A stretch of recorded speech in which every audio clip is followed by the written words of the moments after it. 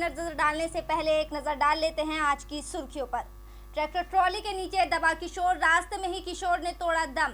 Central वक्फ board के पूर्व सदस्य ने मंत्री मोहसिन रजा पर लगाए गंभीर आरोप। कोरोना काल में बढ़ रहे हैं ऑनलाइन धोखाधड़ी के मामले। बीजेपी नेत्री सोनाली फोगाट ने दिया बयान, कहा अगर हूं दोषी तो सजा को हूं तैयार। कोरोना काल में दिनों रात काम करने वालों को किया गया सम्मानित। प्रेस कॉन्फ्रेंस में जमकर बोले अशोक तंवर, बीजेपी पर भी कसे जमकर तंज। झमाझम बारिश से मौसम हुआ खुशनुमा, भूमिपुत्र को मिली राहत और वर्चुअल रैली में दीपक मंगला ने लिया भाग, कार्यकर्ताओं के साथ विचार किए साझा। चलिए अब नजर डालते हैं खबरों पर। उत्तर प्रदेश के अयोध्या कोतवाली के रुदौली क्षेत्र में ट्रैक्टर ट्रॉली के नीचे दबकर एक किशोर की मौत होने का मामला सामने आया है। गंभीर रूप से जख्मी होने के चलते उसे जिला अस्पताल ले जाया गया, लेकिन युवक ने रास्ते में ही दम तोड़ दिया। मामले में परिजनों ने रेत खनन ठेकेदार के विरुद्ध शिकायत न करने का आरोप लगाया है। मामला कोतवाली रुदौली क्षेत्र का है, जहां मरौच बालू घाट पर नैपुरा गांव निवासी सुभाष ट्रैक्टर ट्रॉली के नीचे दब जाने से बुरी तरह से जख्मी हो गया। अस्पताल ले जाते वक्त रास्ते में ही सुभाष की मौत हो गई और मौके पर पहुंची पुलिस ने ट्रैक्टर ट्रॉली को कब्जे में ले लिया है। वहीं मृतक के परिजनों का आरोप है कि बालू खनन करने वाले ठेकेदार की ओर से मामले में सुलह समझौता करने का दबाव बनाया जा रहा है। जब वो जिला अस्पताल पहुंचे तो उन्हें युवक की मौत की सूचना मिली। वहीं दूसरी ओर ठेकेदार की ओर से पैसों का लालच देकर शिकायत न करने का भी दबाव बनाया गया है। मृतक के चाचा ने मामले में ठेकेदार के विरुद्ध कार्यवाही की मांग की है और मृतक की भाभी का कहना है कि ठेकेदार की ओर से लगातार सुलह समझौते का दबाव बनाया जा रहा है। ये कहाँ हुआ है? घाट पे। हाँ, तो यहाँ से ठेकेदार लोग के भाग गए। हम बैठने चाह रहे थे कि गाड़ी साथ जाए बच्चे के साथ, लेकिन यहाँ बैठने नहीं दिए, लेके भाग गए। वहाँ सुबह के गए, अभी कुछ काम नहीं हुआ। कहाँ लेके गए? फैजाबाद जिला अस्पताल में। वहाँ कह रहे हैं कि जो खर्चा दे दें। कौन कह रहा है? सुलह कर लो, ठेकेदार लोग। आप लोग क्या चाह रहे हैं? हम सुलह नहीं चाह रहे हैं। सर वहाँ हमारा देवर खाना लेके गया था, कबाब काम करता, वहाँ पर एक्सीडेंट हो गया। वहाँ से लेके गए थे जिला अस्पताल, वहाँ पर दबाव डाल रहे थे। कौन लोग दबाव डाल रहे हैं? ठेकेदार। क्या कह रहे हैं? कह रहे हैं कि यहाँ जो है सुलह। आज कोतवाली रुदौली क्षेत्र में सुबह लगभग 9 बजे के आसपास एक किशोर जिसकी उम्र 12 वर्ष, जिसका नाम सुभाष था, पुत्र रामकरण, इसकी ट्रैक्टर ट्राली से दबने से घायल हो गया, जिसको तत्काल जिला चिकित्सालय पहुंचाया गया, जहां पर उसकी मृत्यु हो गई है। इस संदर्भ में ट्रैक्टर ट्राली को पुलिस द्वारा कब्जे में ले लिया गया है और परिजनों की तहरीर। अयोध्या में शिया सेंट्रल वक्फ बोर्ड के पूर्व सदस्य अशफाक हुसैन जिया ने अल्पसंख्यक कल्याण बोर्ड के राज्य मंत्री मोहसिन रजा पर गंभीर आरोप लगाए हैं। उन्होंने कहा है कि मौजूदा समय में वक्फ बोर्ड के मंत्री मोहसिन रजा के विरुद्ध उन पूर्व में लगाए गए आरोपों से संबंधित फाइलों को गायब करने का दबाव बनाया जा रहा है। वक्फ बोर्ड के पूर्व सदस्य अशफाक हुसैन जिया ने इस संबंध में गृह मंत्रालय और सीएम योगी आदित्यनाथ को एक पत्र भी लिखा है। अशफाक हुसैन जिया उत्तर प्रदेश शिया सेंट्रल बोर्ड में हैं और उनका कहना है कि अयोध्या में राम मंदिर बने, इसके लिए या सेंट्रल वक्फ बोर्ड के चेयरमैन के साथ उन्होंने अयोध्या में सुप्रीम कोर्ट तक लड़ाई लड़ी है। उनके इस कार्य से कट्टरपंथी मुस्लिम समाज के लोग प्रसन्न नहीं थे। अशफाक हुसैन जिया ने कहा कि ऐसे लोग उनके दुश्मन बन गए हैं। आपको बता दें कि उत्तर प्रदेश शिया सेंट्रल वक्फ बोर्ड का कार्यकाल 18 मई 2020 को समाप्त हो गया है। बोर्ड का कार्यकाल समाप्त होने के चलते इसका प्रभाव अल्पसंख्यक कल्याण बोर्ड के राज्य मंत्री मोहसिन रजा को सौंप दिया गया है और शिया सेंट्रल वक्फ बोर्ड के सदस्य रजा पर गंभीर आरोप लगाए गए हैं। उन्होंने कहा कि मंत्री ने अपने परिवार के साथ मिलकर उन्नाव में वक्फ बोर्ड की संपत्ति को बेच दिया था। मैं उत्तर प्रदेश शिया वक्फ बोर्ड का पूर्व सदस्य हूँ और मैं अयोध्या से हूँ। मैंने राम मंदिर निर्माण के लिए अयोध्या से लेकर सुप्रीम कोर्ट तक उत्तर प्रदेश शिया वक्फ बोर्ड में चेयरमैन साहब के साथ एक राम मंदिर अयोध्या में बनना चाहिए, इसके लिए लड़ाई लड़ी है, जिसके लिए कट्टरपंथी मुसलमान मेरे जान के दुश्मन बन गए हैं। आज मैंने एक पत्र गृह मंत्री भारत सरकार अमित शाह जी को और उत्तर प्रदेश के मुख्यमंत्री योगी आदित्यनाथ जी महाराज को लिखा है, जिसमें मैंने मौजूदा वक्फ राज्य मंत्री मोहसिन रजा जी के खिलाफ मैंने उसमें लिखा है कि मोहसिन रजा जी जब कांग्रेस पार्टी में हुआ करते थे तो उन्होंने काफ़ी वक्फ प्रॉपर्टीज़ को बेचा था। उनके खिलाफ वह बोर्ड में काफ़ी फाइलें तैयार की गई थी। वह बोर्ड 18 मई 2020 को समाप्त हो गया है, उसका कार्यकाल समाप्त हो गया है। जब से ये कार्यकाल समाप्त हुआ है, वक्फ राज्य मंत्री वह बोर्ड को देख रहे हैं और वहाँ की जो भी फाइलें उनके खिलाफ रखी हुई हैं वो अपने मुख्य कार्यपालक अधिकारी और वहाँ के कर्मचारियों पे दबाव बना रहे हैं कि वहाँ से वो फाइलें वो गायब करा सके। उनके खिलाफ जो भी FIR'ें हैं, उन्हीं ने जो वक्फ बेचे हैं वो सफीपुर उन्नाव के हैं, जो उन्हीं ने वक्फ खरीदे हैं वो लखनऊ के हैं। उनके खिलाफ काफ़ी FIR'ें लखनऊ में सफीपुर में दर्ज हैं। उन FIR'ों की कॉपियाँ, उनकी फाइलें सब वक्फ बोर्ड में मौजूद हैं। वो वक्फ बोर्ड इसलिए नहीं बनवाना चाहते, अपने पास रखना चाहते हैं ताकि वो फाइलें वहाँ से गायब हो जाएं। चलिए बात करते हैं हरियाणा के भिवानी की। कोरोना की इस महामारी के समय में ऑनलाइन फ्रॉड करने वाले लुटेरे काफ़ी एक्टिव नजर आ रहे हैं। भिवानी में फिर से एक ताज़ा मामला सामने आया है, जिसमें एक महिला के 92,000 रुपये ऑनलाइन निकालने का मामला सामने आ रहा है। और भिवानी थाना शहर की बात करें तो 2 महीने में 18 ऐसे मामले आ चुके हैं, जिनमें ऑनलाइन फ्रॉड के लाखों रुपए उड़ाने के मामले सामने आए हैं। भिवानी की निवासी नितिका ने बताया है कि उनके पैसे निकाले जा रहे हैं लगातार और उन्हें मालूम ही नहीं कि ये पैसे कहां से निकाले जा रहे हैं और ना ही वो किसी तरीके का कोई ट्रांजैक्शन कर रही हैं, जिसके चलते बैंक से उनके पैसे कट रहे हों। पैसे निकालने के दिन शाम के समय उनके खाते से लगातार पैसे निकलने शुरू हो गए। नितिका की माने तो उनके खाते से 40 हज़ार रुपये और फिर 12,000 रुपये निकाले गए हैं। अब उनके बैंक खाते में केवल 161 रुपये ही बचे हैं। नितिका ने बताया कि बदमाशों ने उनके ATM का क्लोन तैयार किया है और उसके खुद के ATM से पैसे निकाले वो लोग लगातार निकालते जा रहे हैं। नितिका ने बताया है कि उसने इलाहाबाद बैंक के बाहर के ATM से पैसे निकलवाए थे और तभी शायद किसी ने ATM का क्लोन बना लिया है। इलाहाबाद बैंक का ATM एक बार यूज़ किया, उससे नेक्स्ट डे शाम से ही मेरा ATM का क्लोन तैयार हुआ। उसके बाद उन्होंने उसी दिन 40,000 निकलवाए, उससे अगले दिन 40 और उसके बाद 12। जब मैंने वो चेक किया तो मेरा बैलेंस लगभग 161 रुपये था। तो मैंने पुलिस कंप्लेंट करवाई और बैंक में कंप्लेंट की। बैंक द्वारा इस मुकदमे की कोई भी आगे कुछ भी मतलब नहीं हो पा रही है, कार्रवाई नहीं हो पा रही है। कहाँ कमियाँ मानते हैं?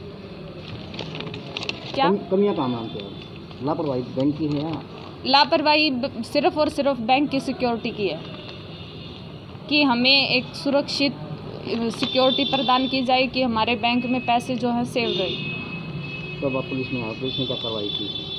पुलिस अपना काम कर रही है। मामला क्या मामला है सर? क्या कार्रवाई मतलब? लॉकडाउन के दौरान बैंक फ्रॉड की काफ़ी शिकायतें आ रही हैं और ऑनलाइन ट्रांजैक्शन काफ़ी ज़्यादा बढ़ गई हैं, जिन पर हम आते ही FIR दर्ज कर देते हैं और उसकी जांच शुरू कर देते हैं। लगभग सर ये कितना अमाउंट निकला है? करीब 2-3 महीनों में 18-19 केस दर्ज किए हमने बैंक फ्रॉड के, जभी में तफ्तीश जारी है। चलिए खबरों में बात करते हैं हिसार की बीजेपी नेत्री व टिकटॉक स्टार सोनाली इन दिनों सुर्खियों में बनी हुई है। अपने ऊपर लग रहे आरोपों पर सोनाली ने कहा है कि उन्हें पूछताछ के लिए महिला थाने में बुलाया गया और वो जांच में पूरा सहयोग देंगी। साथ ही सोनाली ने कहा कि उन्हें नहीं लगता कि वो कहीं भी गलत है। अगर कानूनी तौर पर उन्हें गलत पाया जाता है तो वो सजा पाने के लिए तैयार है। और क्या कुछ कहा बीजेपी नेत्री सोनाली फोगाट ने, आइए सुनाते हैं आपको। आज इस केस में मुझे महिला थाने में जांच के लिए बुलाया गया है और मैं जा रही हूँ आज। और मुझे अभी भी लगता है कि मैं कहीं भी गलत नहीं हूँ और कानून की जो प्रक्रिया है, चाहे वो जांच के हिस्से में कुछ भी हो, उसमें मैं पूरा सहयोग करूँगी पहले भी मैंने किया है। जिस तरह से समाज में अच्छे कामों को लेकर मैंने अपनी भूमिका निभाई है, उसी तरह से इस केस में मेरे खिलाफ अगर कार्रवाई होती है तो मैं उसके लिए तैयार हूँ। अगर कानून मुझे दोषी मानता है तो मैं उसकी सज़ा पाने के लिए भी तैयार हूँ। लेकिन आप लोगों से एक सवाल पूछना चाहती हूँ। आप लोग हर रोज़ कमेंट करते हैं कि किसान की आवाज़ उठाने वाला कोई नेता नहीं है क्या, सब नेता बिके हुए हैं, ऐसी सरकार है कि किसान के लिए कुछ नहीं करती। सरकार किसान के लिए बहुत कुछ कर रही है। जब मैंने किसान की आवाज़ उठाई तो मुझे दबाया जा रहा है। अब कहाँ है वो लोग पूछने वाले कि किसानों का साथ देने वाला कोई नेता क्यों नहीं आता। जब मैं आई हूँ तो मुझे दबाने और कुचलने में लग गए। एक सवाल और पूछना चाहती हूँ। हरियाणा में भारत का जो सबसे अग्रणी प्रतिनिधित्व करती है वो हरियाणा की खाप पंचायतें हैं, और वो खाप पंचायतें हमारी परंपराओं के तहत फैसले करती है। और हमारी परंपरा क्या कहती है, जब एक लड़की को बेइज्जत किया जाता है तो हमारी परंपरा में क्या आता है, हमारे माँ बाप क्या सिखाते हैं हमें कि या तो उसका थप्पड़ से वहीं जवाब दे के आना या फिर घर आके बताना। वो लड़की थाने नहीं जाती, ये हमारी परंपरा का हिस्सा है। आप लोगों से पूछती हूँ, आपकी माँ, बहन, बेटी के साथ अगर इस तरह का दुर्व्यवहार होता है तो भाई जाता नहीं है क्या लठ उठा के उसको पीटने के लिए? थाने नहीं जाता, वो उसका सबक सिखा के आता है। रोज सवाल करते हो, इतनी रेप की घटनाएं हो गई, इतने अपहरण हो गए, निर्भया जैसे कांड हुए, कैंडल मार्च निकालने के लिए खड़े हो जाते हो इंडिया गेट पे। उसकी फुर्सत है आपको कैंडल मार्च निकालने की जब इस तरह के कांड को रोकने के लिए जब कोई महिला खड़ी हुई है। एक घटिया मानसिकता, घटिया प्रवृत्ति का आदमी जो हमारे समाज को निर्भया कांड जैसे अंजाम देने के लिए बार बार उकस रहा है, जब उसको मैंने दबाने की कोशिश की तब मेरे ही खिलाफ खड़े हो गए। उन लोगों को शर्म करनी चाहिए जो रेप की घटनाओं पे कैंडल मार्च निकालते हैं, और जब कोई महिला अपने मान सम्मान की लड़ाई के लिए उस घटिया आदमी को सबक सिखाने की कोशिश करती है तो उसी महिला के खिलाफ खड़े हो जाते हो। अपनी माँ बहनों के सम्मान को बचाने के लिए क्या लठ नहीं उठाते आप लोग? मैंने कौन सा गलत कर दिया? मैंने कौन सी अपनी परंपरा का उल्लंघन कर दिया जो बार बार मुझे कोस रहे हो? फिर भी मैं अपने फैसले पे कायम हूँ। मेरा तो यही मानना है, अगर ऐसे दरिंदे समाज में है तो उनका खात्मा बहुत ज़रूरी है, सबक सिखाना ज़रूरी है, उनको सही रास्ते पे लाना ज़रूरी है। आप लोग साथ दे न दे, कानूनी कार्रवाई जो हो मुझ पे। वो आदमी बार बार कहता है कि अपने नेताओं से प्रेशर बनवा रही है समझौते के लिए। नहीं, मैं कोई प्रेशर नहीं बनवा रही। अगर वो आता भी है समझौते के लिए तो मैं समझौता करने के लिए तैयार नहीं हूँ। ये मेरे स्वाभिमान की लड़ाई है। आज मैं समझौता करती हूँ तो वो लाखों हज़ारों लड़कियाँ क्या सबक लेंगी मुझसे कि पहले अपने मान सम्मान के लिए उसको मारा और फिर माफ़ी और फिर समझौता? बिल्कुल नहीं। कानून मुझे सज़ा दे, मैं उस सज़ा को भुगतूंगी, और उसको जो सज़ा मिलनी चाहिए उस घटिया अपराध के लिए वो सज़ा वो भुगतने को तैयार हो। इसके लिए चाहे मुझे फांसी पे चढ़ा दिया जाए, मैं चढ़ने को तैयार हूँ। चलिए खबरों में बात करते हैं अब हिसार की ही। हिसार की राजगुरु मार्केट ऑर्गेनाइजेशन ने कोविड-19 संकट काल में अपनी अहम भूमिका निभाई है। इसके लिए कोरोना योद्धा रमेश पुनिया और उनकी टीम को सम्मानित किया है। कोविड-19 के नोडल अधिकारी जीव वैज्ञानिक डॉक्टर रमेश पुनिया और उनकी टीम को हिसार शहर की जनता के लिए पिछले 80 दिनों से रात दिन एक करके फ्रंट लाइन कोरोना योद्धा की भूमिका उन्होंने अदा की है। डॉक्टर रमेश पुनिया, MPHW नूर मोहम्मद, आशीष कुमार, हेल्थ इंस्पेक्टर पवन आहूजा, सुखबीर सिंह, रमेश कुंडू, रामदर्शन जांगड़ा सहित सभी 27 MPHW कर्मचारियों का फूल माला पहनाकर सम्मान पत्र भेंट कर उनका अभिनंदन किया गया। तमाम व्यापारियों में स्वास्थ्य विभाग की टीम द्वारा रात दिन काम करने के लिए कोरोना महामारी के लिए तत्पर और मुस्तैदी से अपनी ड्यूटी निभाई है। जितने भी समाज सेवी हैं उन तमाम लोगों का धन्यवाद करना चाहता हूं जिन्होंने इस आपदा की घड़ी में इतने बढ़िया तरीके से लोगों की एक दूसरे की मदद की। जो भूखे थे या जिनको ज़रूरत थी उनकी बहुत ज़्यादा सेवाएं करी हैं। गुरुद्वारे में लंगर चलाए हैं मंदिर कमेटियों के द्वारा, और जितनी भी सामाजिक संस्थाएं थी तमाम संस्थाओं ने हिसार शहर में ऐसी कोई कमी नहीं छोड़ी जिसकी वजह से कोई भूखा रहे। तो जनता ने एक दूसरे की मदद करके जो एक उदाहरण प्रस्तुत किया है उसके लिए हम उन तमाम लोगों का आभार और धन्यवाद करना चाहते हैं।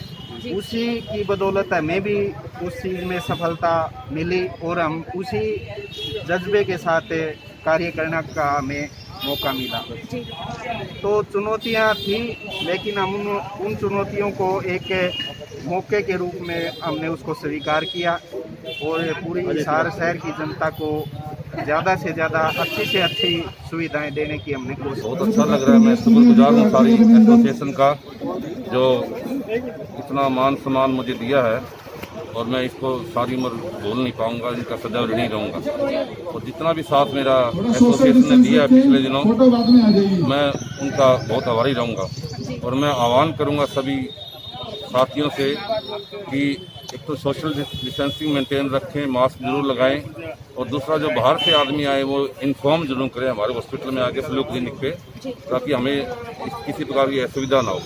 इससे पहले भी हम इतने एक्टिव हैं, सारा समाज एक्टिव है, इसलिए अब हमारे पास सिर्फ 44 केस एक्टिव है। सारे केस मोस्टली जो 110 में से बाकी केस ठीक हो चुके हैं, अपने घर जा चुके हैं। और ये सब आप लोगों की बदौलत है, इलेक्ट्रॉनिक मीडिया, प्रिंट मीडिया और जो सभी साथी लगे हुए हैं। तो सिर्फ एक ही इनसे आह्वान है कि जो कोरोना की महामारी है इसमें एक दूसरे का जो है ना मदद करें, सहयोग करें, क्योंकि हालात ऐसे हैं, गरीब आदमी बहुत ज़्यादा गरीब होता जा रहा है, लेबर की वजह से काम है नहीं और धंधे बहुत नुकसान हो रहा है, इनको भी नुकसान हो रहा है। मैं इनका मानता हूँ इनको बहुत नुकसान है, पिछले 3 महीने से इनको बहुत नुकसान हो रहा है। लेकिन चलो फिर भी हमें आपस में एक दूसरे की मदद करके इस कोरोना की लड़ाई में एक दूसरे से प्यार बनाकर हमें आगे इसको देश को ले जाना है और हमें सरकार का पूरा सहयोग करना है। और इस लड़ाई में जो साथ दिया है मेरा प्रशासन ने, डीसी मैडम ने, एसपी साहब ने और जो हमारे अधिकारी हैं स्वास्थ्य विभाग के, सभी ने मेरा पूरी तरह साथ दिया है, इसलिए हम इस मुकाम पे पहुंच पाए हैं। और इसी बदौलत आज मैं इस जगह खड़ा हूं जो राजगुरु मार्केट एसोसिएशन ने मुझे बुलाया है और मान सम्मान राजगुरु मार्केट ऑर्गेनाइजेशन ने मुझे बुलाया है और मुझे जो मान सम्मान दिया है मैं सदैव इनका ऋणी रहूँगा। और जैसे सैनी साहब हैं, सुभाष मित्तल जी हैं, सुरेंद्र सोनी प्रधान जी जो है, मैं सभी इनका ऋणी रहूँगा। भाई देवेंद्र जी हैं, अब इनके परिवार से मेरा। चलिए बढ़ते अगली खबर की ओर। कांग्रेस के पूर्व प्रदेश अध्यक्ष डॉक्टर अशोक तंवर ने कहा कि जिस प्रकार देश में मुगल साम्राज्य के पतन के कई कारण रहे हैं, वैसे ही कांग्रेस के साम्राज्य का भी पतन हो रहा है।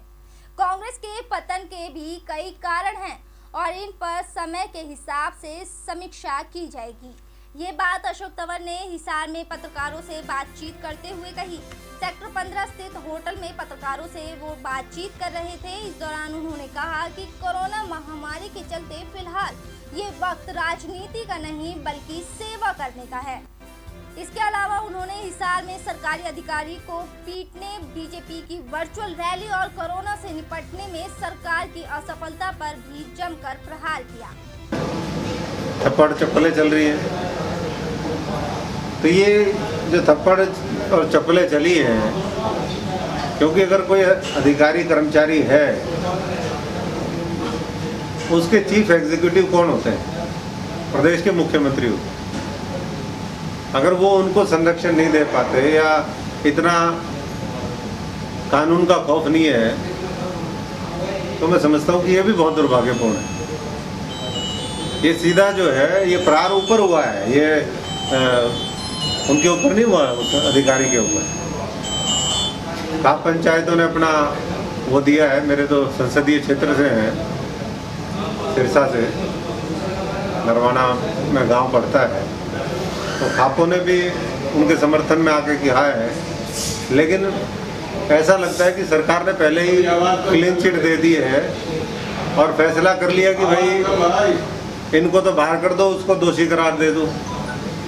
तो जो खाप पंचायतें फैसला करेंगी, मैं समझता हूँ कि हम भी पूरी मजबूती के साथ हैं। और इस तरह की कोई आगे, क्योंकि ये अभी तो पीक और होगा, समस्याएं और बढ़ेंगी, फिर किसी अधिकारी के साथ, किसी कर्मचारी के साथ इस तरह की घटनाएं ना हो। क्योंकि हम हर रोज़ देखते हैं अस्पतालों में, फिर लोग कौन काम करने आएगा अपने जीवन को जोखिम में डाल करके, या अपनी सेल्फ रेस्पेक्ट। और खबरों में बात करते हैं मौसम की। झमाझम बारिश से मौसम खुशनुमा हुआ है। मौसम विभाग के अलर्ट के मुताबिक प्रदेश के विभिन्न जिलों में बारिश से तापमान में गिरावट दर्ज की गई है और लोगों को भीषण गर्मी और तपिश से राहत मिली है। इस वक्त ये बारिश कपास, बाजरा और ज्वार के लिए रामबाण साबित हो सकती है। मौसम विभाग के अलर्ट के मुताबिक प्रदेश के विभिन्न जिलों में बारिश होने से दक्षिण हरियाणा के भिवानी और उससे सटे अन्य इलाकों में लोगों को भीषण गर्मी व तपिश से राहत मिली है। खासकर भूमिपुत्रों के लिए इस तरह की बारिश को वरदान माना जा रहा है, क्योंकि इस वक्त कपास, बाजरा व ज्वार के लिए पानी की सख्त जरूरत थी। ऐसे में बारिश की ये बूंद इन फसलों के लिए अमृत के समान है, तो वहीं आमजन को भी गर्मी से निजात मिली है। इस समय पे गर्मी बहुत चरम सीमा पर थी और इसको गर्मी कम हुई है काफ़ी। एसी भी कम चलेंगे, बिजली भी बचेगी और साथ ही साथ जो है हमारे चिड़िया वगैरह उनको भी और पेड़ पौधों को काफ़ी पानी मिल जाएगा। आम आदमी को भी निश्चित तौर पर राहत मिलेगी। बिल्कुल, आम आदमी की तो है ही, गर्मी काफ़ी बढ़ गई थी और घर में मतलब बड़ी दिक्कत आ रही है। आम जनमानस को गर्मी से राहत मिलेगी और जो किसानों को जो फ़ायदा होगा, वे कपास की फसल बो रखी थी, बाजरा बो रखा था, ज्वार बो रखी थी, उसमें पानी ज़रूरत थी और तापमान बारिश से मतलब उसको बहुत ज़्यादा फ़ायदा होगा, क्योंकि नहरों में पानी नहीं था। इस वजह से बड़े किसान परेशान था। आज हुई बारिश से बहुत खुशनुमा मौसम हो गया है और किसानों को और आम आदमी को गर्मी से राहत मिली। नाम क्या है सर? चलिए खबरों में बात करते हैं अब बड़ी खबर की। जी हाँ दोस्तों, एक बड़ी खबर सामने आ रही है, जहां पर एक ही परिवार के 5 सदस्यों को बंधक बनाकर जमकर पीटा गया है। आपको बता दें कि एक ही परिवार के 5 सदस्यों को बंधक बनाया गया और उन पर फिर 3rd डिग्री का इस्तेमाल किया गया। मामला उत्तर प्रदेश के आगरा का है। उत्तर प्रदेश के थाना शाहगंज के सराय ख्वाजा चौकी क्षेत्र का ये मामला है, जहां पर पति पत्नी और 3 बच्चों को बंद कमरे में ले जाया गया और फिर उनकी जमकर पिटाई की गई। साथ ही साथ उन पर 3rd डिग्री इस्तेमाल करते हुए उन्हें करंट भी लगाया गया। पीड़ित परिवार पर चोरी करने का आरोप लगाया गया था। दबंग मकान मालिक ने 3 दिन लोगों को कमरे में बंद कर दिया और फिर उसके बाद उन लोगों पर जमकर यातनाएं की गई। PRV 4072 ने मौके पर पहुंचकर परिवार के सदस्यों को मुक्त करवाया और जुल्म की इंतहा लिखने वाला आरोपी पुलिस की पकड़ से फिलहाल दूर है। बंद कमरे में 3 दिन तक उन्हें भूखा प्यासा रखा गया और बाद में मकान मालिक ने परिवार के बच्चों को करंट लगाया है। जी हाँ दोस्तों, छोटे छोटे बच्चों को मकान मालिक ने करंट लगाया है। आपको बता दें कि मकान की 3री मंजिल पर इन सभी लोगों को बंधक बनाया हुआ था और परिवार के लोगों को बंधक बनाकर उन पर जमकर यातनाएं की जा रही है। बेल्ट मारी है मेरे, जो पूरा सुजा दिया मेरे, रात को पूरे पाट दी है। अच्छा। और जो पूरे मेरे दिमाग पर छोड़ दी ना, चप्पल जूते तेरे बेल्ट वगैरह सिलेंडर वगैरह सब दिए हैं उन्होंने। अच्छा। मेरे पूरे सिर में पूरा बहुत दर्द होता है। चलो ठीक। तेरा क्या नाम है? मुझे मारा है? तेरे भी चोट आई? बहुत चोट लगी है इसके तो इसका नहीं है, मेरे बहुत ज़्यादा मारा है। चलो कोई बात नहीं, जाओ, परेशान सबोला मारा है भाई ने, मौसम भाई में सबोला मारा है। सबके नाम बताओ। भाई, मौसम भाई और भाई, इकबाल भाई, हाँ बच्चे ये तो और कोई भी नहीं। मेरे साथ खबरों में फिलहाल इतना ही। आप बने रहिए BVM न्यूज के साथ। खबरों का सिलसिला अभी जारी है। फिलहाल मुझे दीजिए इजाजत। नमस्कार।